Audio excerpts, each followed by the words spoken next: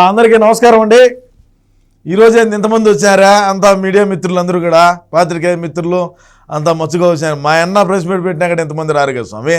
సరే, ఏది ఏమైనప్పటికీ కూడా అంటే నిన్న మొన్న ఎవరు పిలిచే రాలేదు. ఈరోజు వచ్చినందుకు మీకు ప్రత్యేకంగా ధన్యవాదాలు. అదేవిధంగా నా నినాదంతోనే నేను స్టార్ట్ చేస్తాను కాబట్టి నమస్కారం ప్రజలారా. ఈరోజు నేను ఈ యొక్క ప్రెస్ మీట్ పెట్టడానికి గల ముఖ్య కారణం ఏంటంటే, కూటమి ప్రభుత్వానికి తీవ్ర నిరసన అయితే నేను ఈరోజు తెలియజేస్తా ఉండా.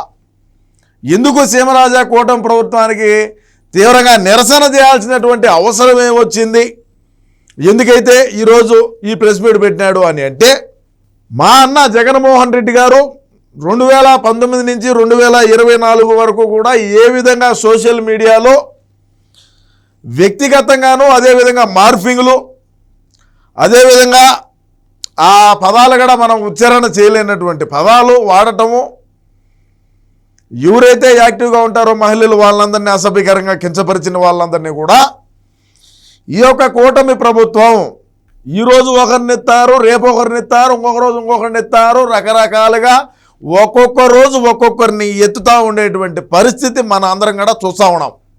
అందులో భాగంగా అన్న తీవ్ర దాన్ని ఏమంటారు, నాకు తెలుగు పెద్దగా రాదు, మా అన్నగడ రాదు, తీవ్ర మనోభావానికి లోనై ఆయన రూమ్ లేకపోయి లైట్లు ఆఫ్ చేసుకొని 4 మాత్రలు వేసుకునేటువంటి మనిషి 8 మాత్రలు వేసుకుంటాడు. అదేవిధంగా మాపులు నైటు కేకలు వినపడుతున్నాయి, బయటికి దిన్నుని గట్టిగా కరుచుకొని ఏడసడం జరుగుతూ ఉన్నది. ఈ విధంగా మా అన్నని ఇబ్బంది పెట్టి మీరు ఏమి చేయాలా, ఏమి సాధించాలా అనుకొని మీరుండారు అనేది నా యొక్క ప్రశ్న. ఈ కూటమి ప్రభుత్వానికి రకరకాలైనటువంటి పోస్టులు పెట్టినటువంటి మాట వాస్తవం. అదేవిధంగా నేనేం చెప్తాను అంటే, ప్రస్తుతము ఈ కూటమి ప్రభుత్వానికి నేను హెచ్చరిస్తున్నది ఏంటంటే, జిల్లాకు ఒక కుక్కల వ్యాన్ పెట్టండి. ఆ జిల్లాలో ఎవడైతే సోషల్ మీడియాలో యాక్టివ్గా ఉంటాడో ఆ కుక్కల వ్యాన్లో వేసుకోండి. ఒకటే రోజు ఈ మిషన్ పెట్టండి. ఈ యొక్క మిషన్ పెట్టి social media, YCP social media activist arrest అనే ఒక మిషన్ ఒకటి పెట్టి ఒకటే రోజు ఎత్తినారనుకో, సరే అన్న టాబ్లెట్లు వేసుకునేదే, లేకంటే ఇంకొకటే ఒక రోజుతో తేలిపోతుంది.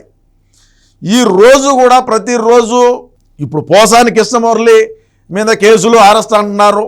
ఇటు చెన్నైలో శ్రీరెడ్డి ఉన్నది, ఆమె అరెస్ట్ అంటున్నారు. ఇప్పుడు ఇటు హైదరాబాద్ పోయి ఎన్ని ఎత్తుకొని చెన్నైకి పోయి ఆమెను ఎత్తుకొని ఈడన్నం ఏడుపే ఈ మాత్రలు తిని అన్నకి ఏదన్నా జరగరాని జరిగితే ఎవరు బాధ్యత తీసుకుంటారు? ఈ ట్యాబ్లెట్లన్నీ తిని నరాలు పాడు సిట్లుతాయేమో.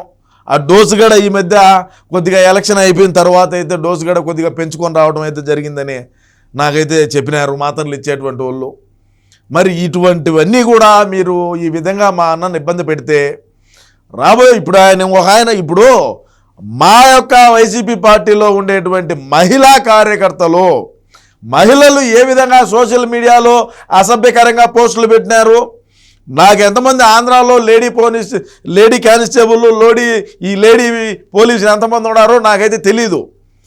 మీరు ఈ లేడీ కానిస్టేబుల్ని మరికొంతమందిని ఎక్కువగా తెచ్చుకోండి. ఎందుకంటే మా పార్టీలో చాలామంది మహిళలు అసభ్యకరంగా పోస్టులు పెట్టినటువంటి మాట వాస్తవం. అదేవిధంగా చూసుకుంటే ఇంకొక ఆయన ఉన్నాడు, ఆ కర్నూలు రేంజ్ డిఐజీ గారు కోయా ప్రవీణ్ గారు అని చెప్పి, ఆయన అంటే ఎత్తాడు మనసులో, లోపలికి తోడుకోబోయేటప్పుడు ఏం బాగుంటారు, వచ్చేటప్పుడు నడసాలంటే ఒక రూవ బరువుగా ఉన్నది. మరి లోపల ఏమి ట్రీట్మెంట్ ఇస్తున్నారు, మరి ఏమి ఎట్ట చేస్తున్నారు ఏందనేది మా పార్టీలో ఉండేటువంటి సోషల్ మీడియా కార్యకర్తలకు అందరికీ కూడా కొద్దిగా భయభ్రాంతులకైతే గురవుతూ ఉన్నారు. కాబట్టి నేను ఈ కూటమి ప్రభుత్వాన్ని తీవ్రంగా నిరసన తెలియజేస్తూ, అదేవిధంగా మీరు అరెస్టులు చేసుకోండి. ఎవరైతే తప్పు చేసుంటారో, ఎవరైతే అతిగా ప్రవర్తించుంటారో, ఎవరైతే అసభ్యకరంగా పోస్టులు పెట్టుంటారో వాళ్ళని అరెస్ట్ చేయండి. నేను ఇంకొక మాట చెప్తున్నా, ఈ డిఐజీ కోయ ప్రవీణ్ గారు ఏం చెప్పినారు, నేను కూడా ఈ భాషను మాట్లాడలేను, ఈ ప్రెస్ మీట్ ముందు మాట్లాడలేము, సమాజంలో ఇటువంటి భాష కూడా మాట్లాడతారు అని చెప్పి నేనైతే ఈ రోజు వరకు అనుకోలేదు. ఈ వరా రవీంద్రారెడ్డి వాగ్మూలం ఇచ్చిన తర్వాతనే నాకు ఇదైతే ఈ విషయం తెలిసిందే అన్నాడు. అయా డిఐజీ కోయా ప్రవీణ్ గారు, మా వైసీపీ పార్టీ కేంద్ర కార్యాలయం నుంచి ఏదైతే వచ్చాదో దాన్ని మేము కాపీ చేసి పోస్ట్ చేసే వాళ్ళం తప్ప మేము అంగొట్టే వాళ్ళము.